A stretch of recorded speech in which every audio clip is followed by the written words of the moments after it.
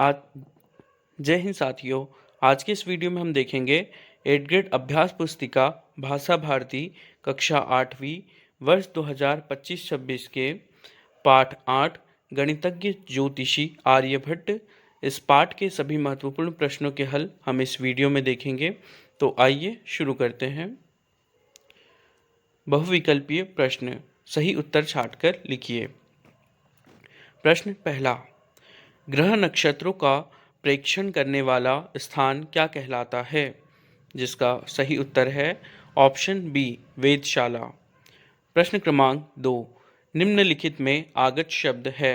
जिसका सही उत्तर है ऑप्शन सी, मशहूर। प्रश्न क्रमांक 3, पृथ्वी अपनी धुरी पर चक्कर लगाती है, यह प्रतिपादन सबसे पहले किसने किया था? जिसका सही उत्तर है ऑप्शन बी, आर्यभट्ट ने। प्रश्न क्रमांक 4, जन सामान्य में प्रचलित मान्यता को क्या कहते हैं? जिसका सही उत्तर है ऑप्शन सी, किंवदंती। अगला है प्रश्न क्रमांक 5, वैज्ञानिक शब्द में किस प्रत्यय का प्रयोग हुआ है? जिसका सही उत्तर है इक प्रत्यय। अगला है, नीचे दिए गए शब्दों में से उचित शब्द चुनकर रिक्त स्थानों की पूर्ति कीजिए। प्रश्न क्रमांक 6, पृथ्वी अपनी धुरी पर खालिस्तान से खालिस्तान की ओर घूमती है। जिसका सही उत्तर है पश्चिम से पूर्व की ओर। प्रश्न क्रमांक 7, विरोधार्थी शब्द युग्म में लाभ के साथ खालिस्तान शब्द प्रयुक्त होगा। जिसका सही उत्तर है हानि। प्रश्न क्रमांक 8, आर्यभट्टी पुस्तक की लिपि खालिस्तान है। जिसका सही उत्तर है मलयालम। प्रश्न क्रमांक 9, ज्योतिषी विज्ञान का संबंध खालिस्तान से है। जिसका सही उत्तर है ग्रह नक्षत्र से।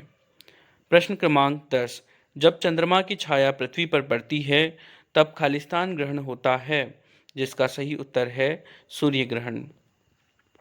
अति लघुत्तरीय प्रश्न, प्रश्न क्रमांक 11, प्राचीन काल में चंद्र ग्रहण या सूर्य ग्रहण के लिए किसे उत्तरदायी माना जाता था? जिसका सही उत्तर है प्राचीन काल में चंद्र ग्रहण या सूर्य ग्रहण के लिए राहु नामक राक्षस को उत्तरदायी माना जाता था। प्रश्न क्रमांक 12, सचिन क्रिकेट खेलता है, वाक्य में से उद्देश्य और विधेय छांटकर लिखिए। जिसका उत्तर है उद्देश्य सचिन और जिसका विधेय है क्रिकेट खेलता है। प्रश्न क्रमांक 13, पाठ में आए सूर्य ग्रहण के उल्लेख के स्थान पर दूसरा उदाहरण किस समकक्ष भौगोलिक घटना का हो सकता है? जिसका उत्तर है पाठ में आए सूर्य ग्रहण के उल्लेख के स्थान पर दूसरा उदाहरण चंद्र ग्रहण की भौगोलिक घटना का हो सकता है। अगला प्रश्न है प्रश्न क्रमांक 14, आकाश में स्थित खगोलीय पिंड सूर्य, चंद्रमा, तारे आदि पूर्व से पश्चिम की ओर जाते क्यों दिखाई देते हैं? जिसका सही उत्तर है आकाश में स्थित खगोलीय पिंड सूर्य, चंद्र, तारे आदि पूर्व से पश्चिम की ओर जाते इसलिए दिखाई देते हैं क्योंकि पृथ्वी अपनी धुरी पर पश्चिम से पूर्व की ओर घूमती है। अगला है लघुत्तरीय प्रश्न, प्रश्न क्रमांक 15, आर्यभट्टी ग्रंथ के बारे में कैसे पता चला था? जिसका उत्तर है आर्यभट्टी ग्रंथ लगभग पिछले 1000 वर्षों से उत्तर भारत में उपलब्ध नहीं था।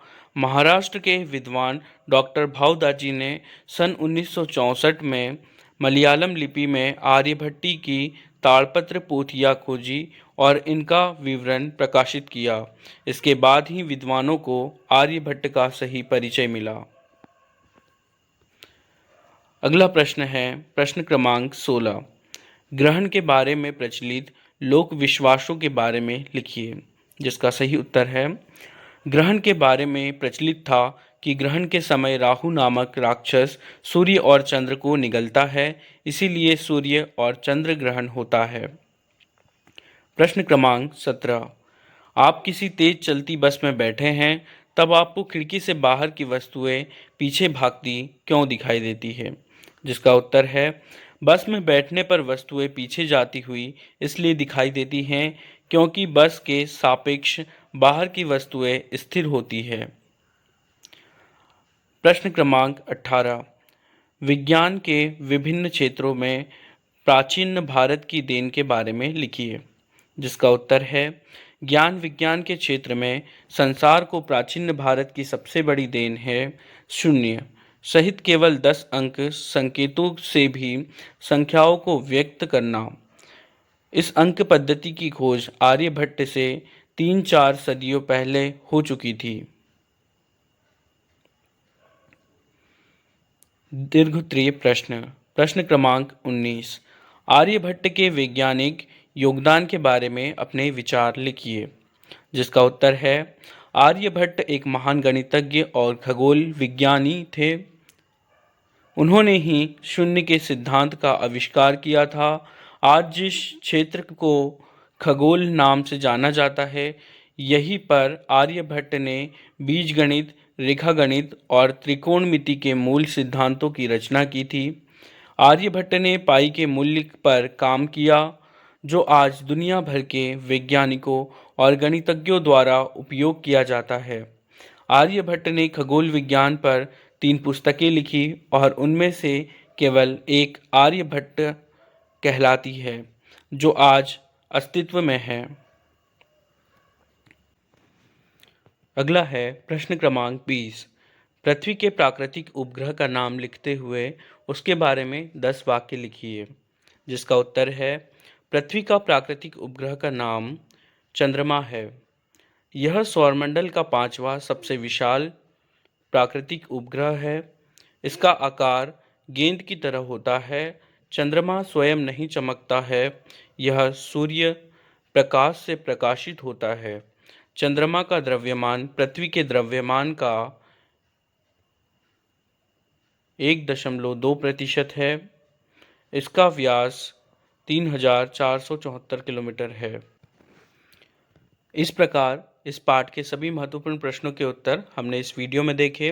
अगर वीडियो अच्छा लगा हो तो वीडियो को लाइक करें और चैनल को सब्सक्राइब कर लें, ताकि आने वाला वीडियो आप तक पहुंच सके। तब तक के लिए जय हिंद।